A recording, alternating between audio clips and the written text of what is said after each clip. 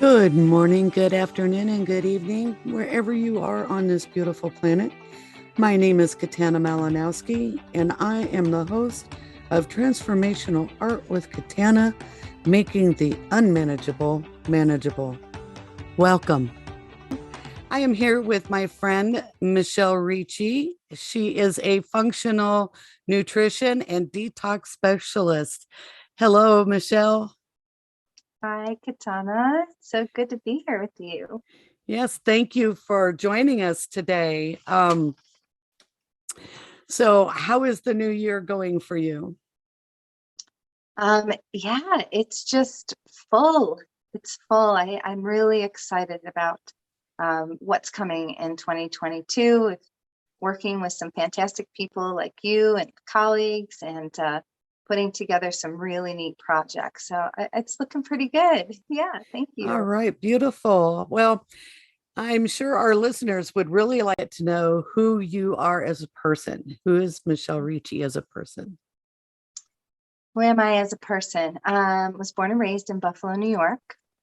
In my early years, for about 15 years, I was a national gymnast. I was a bar champion. So I have a real Wow. spirit of energy, and how that's played out in my adult life is um, through dance and theater. And although I really love my alone time, I don't really have FOMO at all, fear of missing out. But I still love to perform and be part of production. Production work has always been of interest to me. So in my 20s and 30s, I actually went into production work and festivals and yoga festivals and music festivals, and worked with artists and helped coordinate things, vending, um, wares and things like that. So um, travel, I've traveled all over the US, Mexico, Central America, Canada. Um, and yeah, I live in the urban wilderness interface in the Rocky Mountains in Colorado. And um, I love animals, and I'm really passionate about regenerative health. I went through a severe toxic trauma that had left me debilitated for about 5 years. And so through my recovery and the work that I'm doing right now, that's really in my early 50s now, is what's the passion. That's what's really driving me. Um, yeah, I just love to be outdoors. I love the beach. I just, love good conversation. And yeah, it's a little bit about me. Wow, that's really nice. I was not aware of your gymnastics past. So that's really fascinating. And so I presume that that was a lot of your travel was through the gymnastics. Yeah, when I was a child, I saw most of the US as a gymnast, definitely, regional and national championships. And then as I got older, I actually ran away with the Grateful Dead for a little while, and I got to see the United States from a whole different perspective, which was really fun. I got really involved with Greenpeace and from that perspective. And yeah, so it was really that's where my travels. And then I got to the point where I thought, gosh, I'm just traveling around the US and spending money. I think I'd like to start seeing other parts of the world. So I started exploring Mexico and Central America and things like that. Yeah, we do have a lot of beautiful land in the northern continent and in the southern continent. And it's amazing what we have at our really what we call our back door. And I'm looking forward to those days when I get an opportunity to explore those as well. So I'm curious as to the things that make you happy. Mm, great question. Slow mornings, slow, quiet mornings, um, when I can make my nutrients, my warm them, and feed the birds, and sit, meditate, just move my body. I really, really cherish that time. And, it's joyous, but it also physically makes me happy. Just Yes. moving my joints and just that slow movement. It makes me happy to see my loved ones, colleagues, friends, just people in general, shining and experiencing the fullness of themselves and expressing themselves. I really just moves me. I can really resonate with the fullness of people. The beach makes me happy. I'd rather be warm than cold.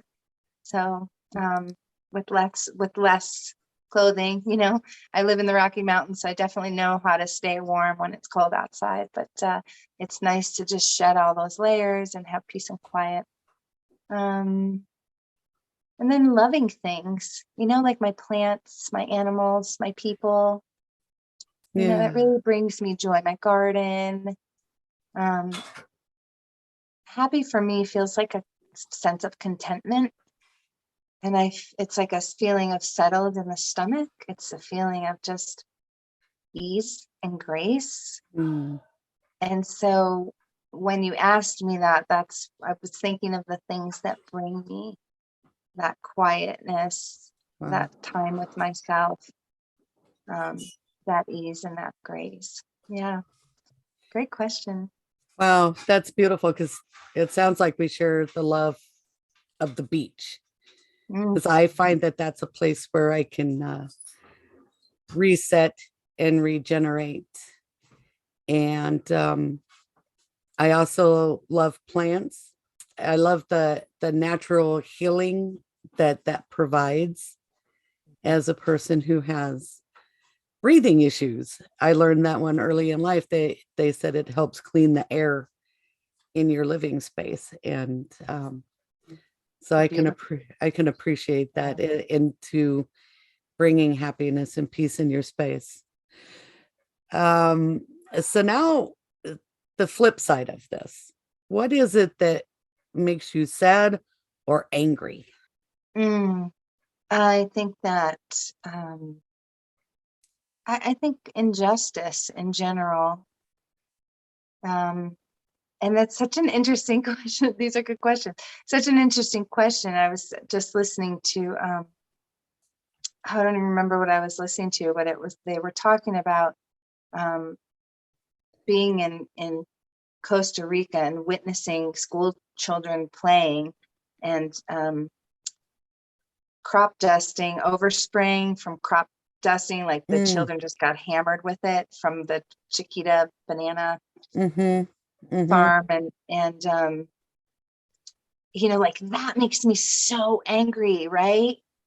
And then, but I think about it and it's just like, I slice bananas onto my cereal in the morning, you know what I mean? It's just like, wow. So it's so interesting it's like everything can be a reflection of us. So I've really been working lately with, what I have control over as far as, when it makes me angry, is there something that I can do to like play my part to, instead of getting like angry, to change the model or be part of a different model. So, but I just think those injustices like that, like you can't win for trying, you can't win for losing, like, and Western, our society in the United States doesn't necessarily see, the crop dusting of children in other countries where major corporations are growing their food. And so I just think that there's injustices with the food. There's food deserts. There's places in the country that don't have access to even like fresh fruits and vegetables. It's all, and so there's just, that really gets my goat. I would say that really gets my goat more than anything. It's just that the injustice and the narrative that we're that we're being fed about it, and just the how we've been desensitized Yeah.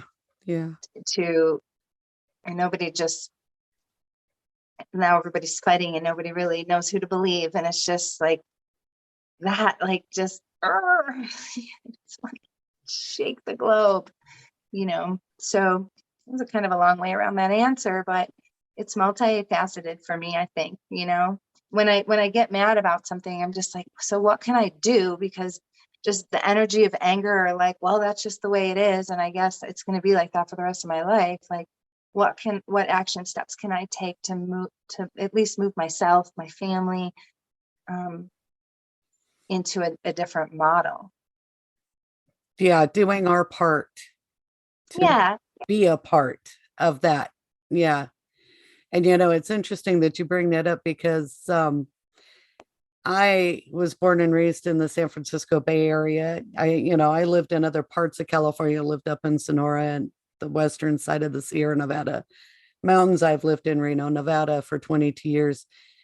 And even when I lived in the Bay Area, I didn't see necessarily all the complexities of growing food that took place in the Central Valley. And there was crop dusting then. I remember seeing the plains, and you're just like, oh wow, that looks cool. But as a youngster, you don't look at this and go, oh my gosh, they're dropping chemicals everywhere.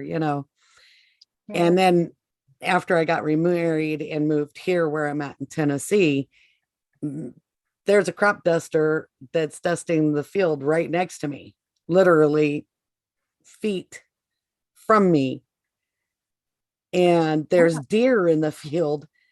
And I'm thinking, wow, what a image if people could see that, but then you think, oh my gosh, getting back to the injustices, which seems to be, I'm catching on to as a theme for most of us that are doing something to help heal people. And all of my interviews so far, injustice has really been a strong theme, which is good. It's bad, but it's good at the same time because it means that we're aware. Yeah, brings the awareness. Yeah. And awareness. That's what these conversations are about, right? Exactly. And so bringing the awareness to those things that we can choose to change our situations. You and I both do that. I do change through my transformational art, and you do change through gut health. And I'm looking forward to getting into more in depth in that. So that kind of leads me to, what is your superpower? I'm not sure I know, really. I think probably everybody else knows that are in a group that where we talk about this from time to time, but I haven't totally figured it out yet. That's a tough one for me. I think I'm still working through seeing myself as that. And so, I do gut health and I do nutrition, but I also use epigenetics and I do brain retraining, and I pull this all together and in a, in a system, and help people move, help people heal trauma, and live a full embodied, life as they age. Maybe. Yes. Here's what I do. It's, I guess I haven't really put it together and said that, but that is what I do. It is a bit esoteric, but it's true. It's beautiful, because there's many facets to what you do, and there's no right or wrong, in my opinion, as to how you help people achieve that whole body health, because I really, really believe to the core of my being that, your mind, your body, and your spirit really need to be healthy and in align with each other in order to be able to live your best life. Yeah. And Yoga tells you that there are 8 limbs, there are eight. So, but go on. Sorry. Oh, no, I was just fascinated by all the things that you do. And I know how interested I am in what you do because, as a person who's been given so many medications in my lifetime with all the health issues that I have and the age at which I am, which, I'll be 55 in February. And a lot of what I received were prototypes. So I was a human guinea pig for a lot of different medications for things they couldn't explain. And I feel like I definitely suffer physically from the effects of those things now. And they still have no answer for what those are. So I still look forward to exploring that with you further. Um, so growing up, what did you want to become?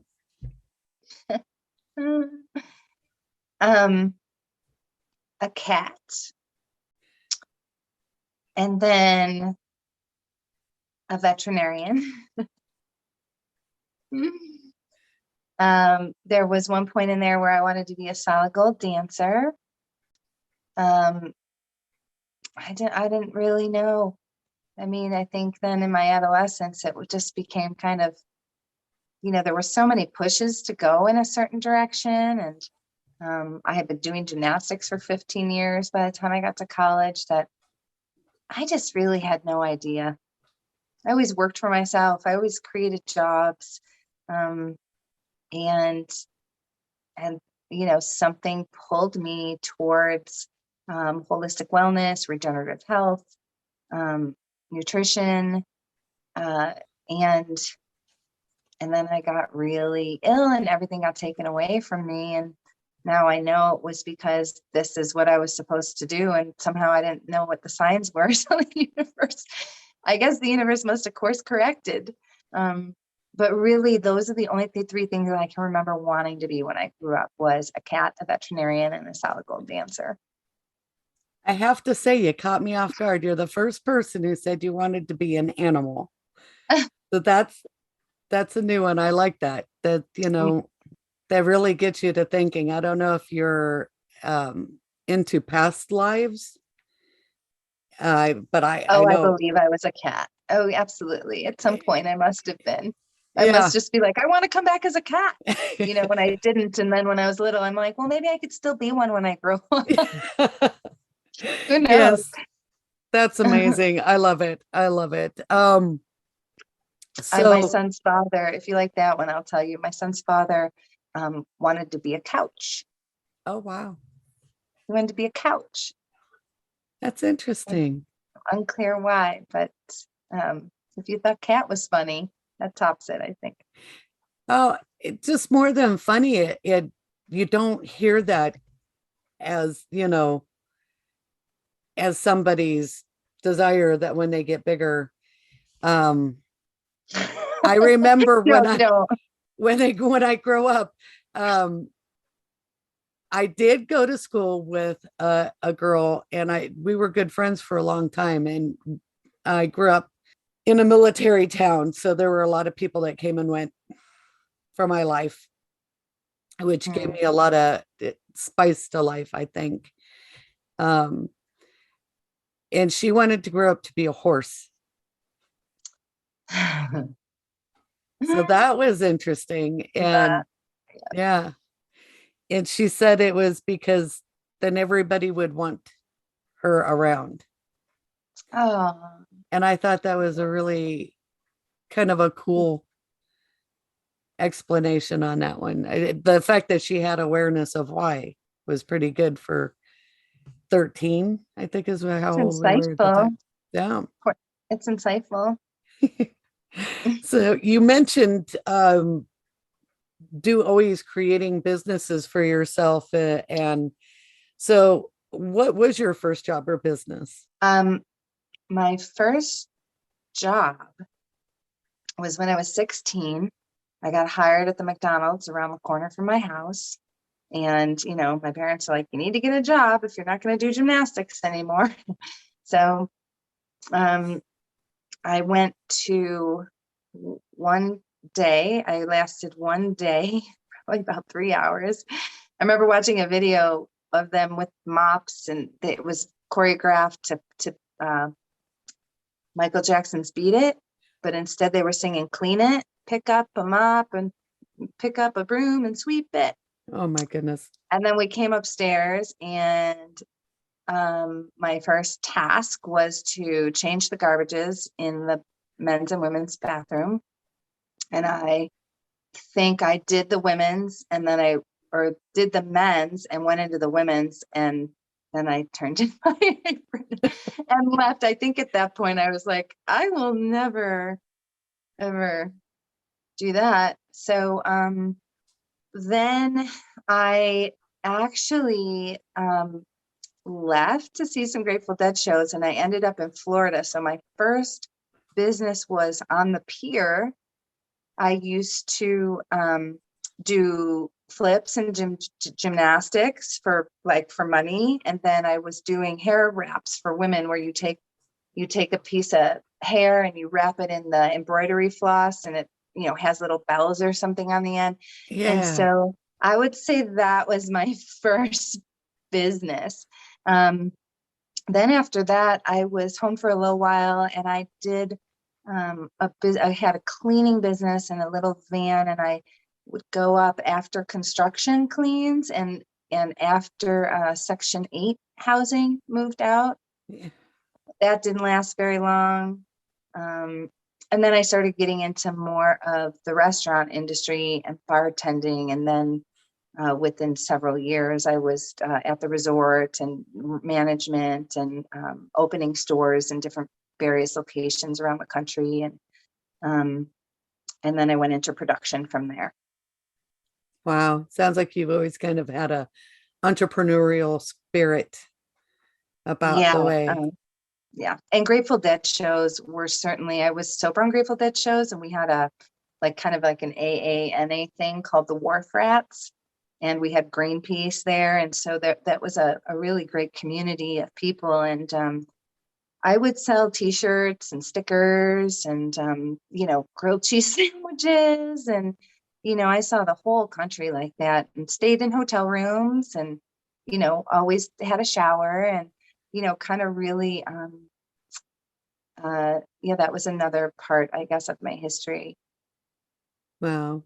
I just always have had that spirit of, wanting to be sovereign and have that freedom to create. Yeah, that's it. That's beautiful. And I know, that resonates with me as well.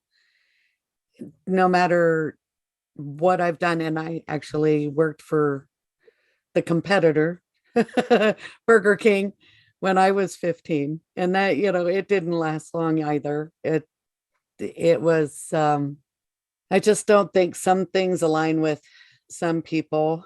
And I ended up on my way out from that. And I've always been one to use my art. So I used to make signs for a store that sold leather goods. Mm. And I got to paint signs for him. So that was one way of using my art in a creative form to make a little bit of money. And of course, I was a little young for the authorities. So they said that had to come to an end, but that's okay. And I kept doing that even when COVID hit. I was working as a gig worker. I did Lyft, Uber, and Uber Eats. And I was building a nonprofit organization. It was Helping Hands Nevada, and it was to help newly divorced people land on their feet, which was based on my own personal experience that all of a sudden you're divorced, you have no income. I chose not to ask for alimony. So I had nothing. I didn't have any savings. I didn't have a job. I had zero.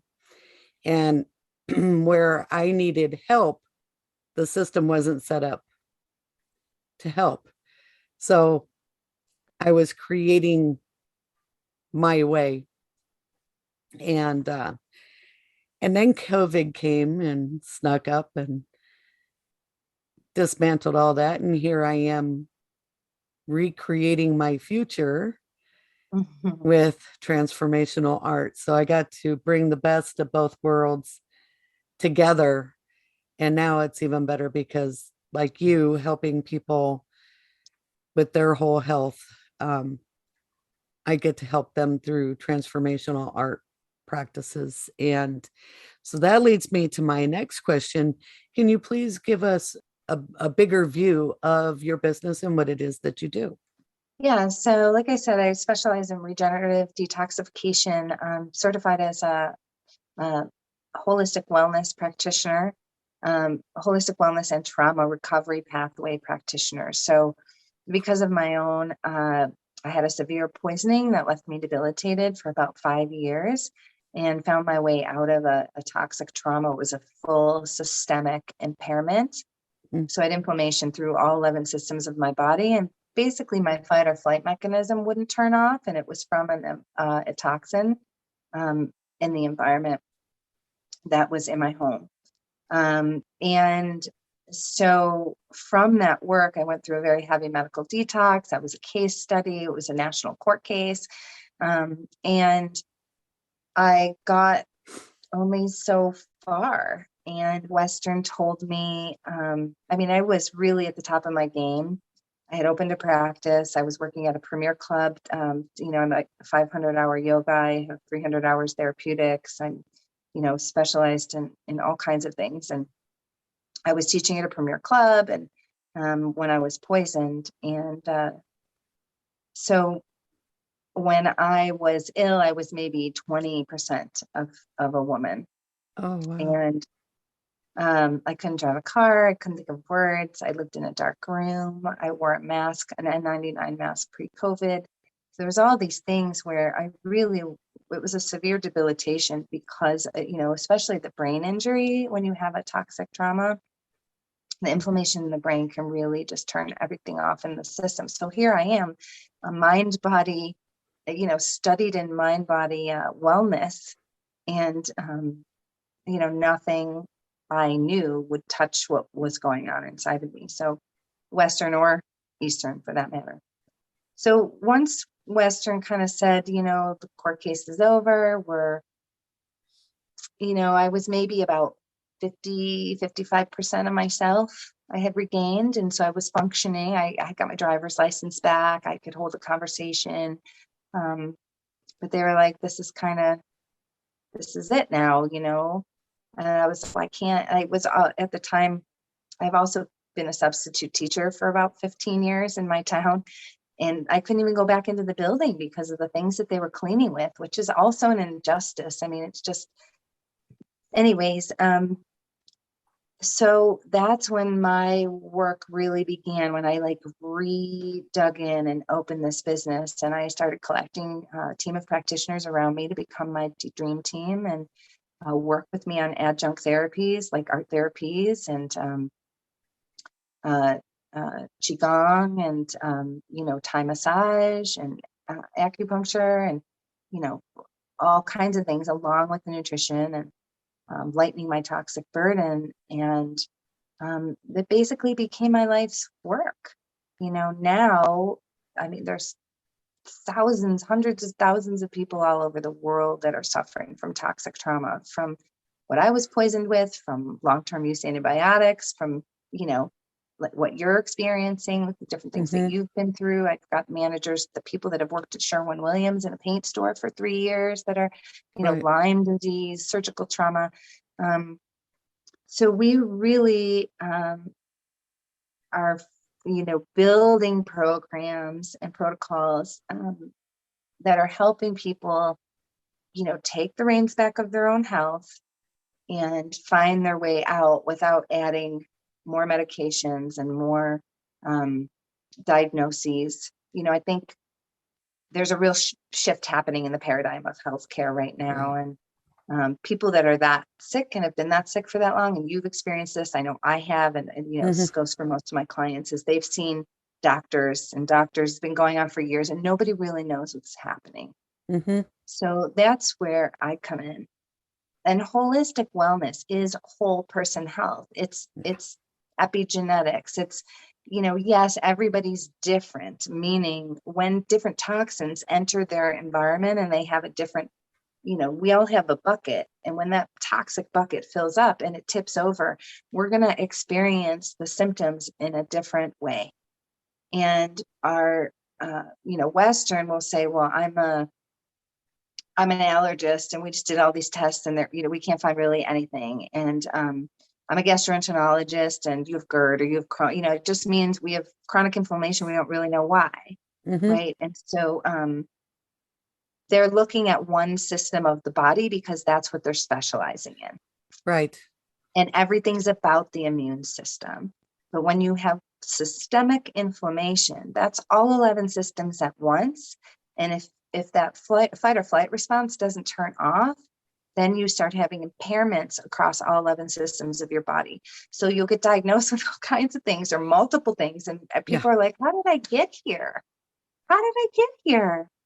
And so that's where we really come in. We look at what your exposures are. We have a way to, check your eyes to see if there's pressure from the brain from inflammation. We have a tox panel. We do hair and mineral analysis, which, unlike blood, which is a snapshot in a day, can give you, over time. And it can look at adrenals and mineral imbalances and, heavy metal toxicity. And so it's really whole person healthcare. And so where Western is allopathic, we're preventative care and regenerative health. Oh, that's bringing fantastic. you into homeostasis and allowing your body to come back into those rhythms instead of instructing it with more pharmaceuticals that are just probably adding to the burden. So now that definitely resonates with me.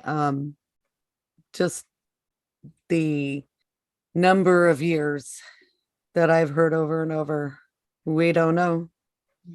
And, when you have a doctor walk in with your file that you've never seen before, and before asking you anything, takes a deep sigh and says, you have so many things wrong with you. That day was one of the first times I said, forget it. There's no point in having this appointment, because I knew at that point that they were not able to look beyond what was in that file and focus on what I was there for. Because I think if they had just focused on what that was, it's just disconcerting, kind of getting back to that injustice. Absolutely. That is the other injustice, the food and the medical. And so that's why, I'm working to change that paradigm. And we're also, 500,000 healthcare workers left the workforce in the past 60 days or so because they didn't have the freedoms to be able to give their clients and patients the care that they needed in the way that they, saw would work. And be able to be sovereign. And so, the other piece of this is helping them get online and do nutritional therapies and go into detoxification and just go into telehealth, quite frankly, and just move easily so that they can, provide for themselves in a meaningful way. So, that's where we're different. You go in and you see a physician, and believe me, I will go to Western if I need stitches, if I'm, if I'm doubled over. I mean, of course, it definitely has its place. And I think that we've really lost control of our own health, where we just don't even believe that our bodies are more capable of healing than anybody has ever taught us to believe. And so when you work with our group, we're really being investigative, and it's about handing you back that sovereignty of this is your body. So, if you have somebody staring across the table from you and saying, you're a mess, that's doesn't help anybody. I don't believe, you know what I mean? So with my clients, they might be a mess right now, but I see something else in them. I know that they can get back into health and homeostasis, and we're going to work to uncover it in a way that person feels supported and guided. And it's not just 15 minutes with the physician every 30 days, 45 days, or when it's wrong. We go through, we dig through your, we ask the questions, we go through it together. We find a protocol that fits for you. We go at your pace, we figure out what your goals are, and we work with you in that. You're supported in multiple ways. And so I think regenerative health is a very different thing than, Western medicine or allopathic health. Yes. And thank you for that. And that's why I brought you on today, was to, let people know that there are alternatives. And I also want healthcare workers to understand, that are in the traditional field, that we're not here to diminish what they do. We're not here to take what they do away. We can be an absolute complement to what they do, and help lighten loads and help empower patients, so that they're getting the best and they're in control of their healing and their process in their way. And with that coming up on the top of the hour, I would like to have you share with the audience, what are the best ways to reach out to you? Yeah, so I have a website. It's bellaroot.com. That's ROOT. On Instagram, it's bella.root. You can find me on Facebook. And my email is mymojoflow@gmail.com. Well, again, Michelle, thank you so much for being here with me today and sharing your genius with the rest of the world. I do wish you a beautiful rest of your day and an even better 2022. Thanks, Katana. And I want to say just one more thing. You're absolutely right. It can be a magnificent compliment. And